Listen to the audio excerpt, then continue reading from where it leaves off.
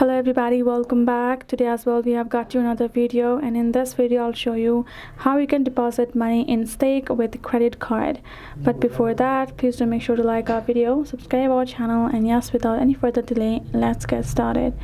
So I'm going to be guiding through the steps, so make sure to watch the video till the end, and here we go. For you to fund your stake app with your credit card or debit card, simply have to head to your browser and type in stake.com or stake.games to get into the official website and tap on login and get logged in. Once you have logged in, then what you're going to do is you're going to go to dashboard and click add funds.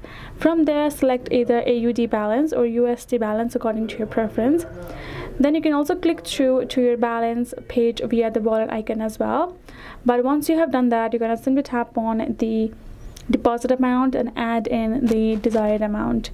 Then you're going to select your debit or credit card, preferably from the payment option. Then you're going to enter the card details accordingly, the card number, the CVV number, expiry date, etc. And once you are done adding the number, you're gonna see through it again, review it, and tap on confirm.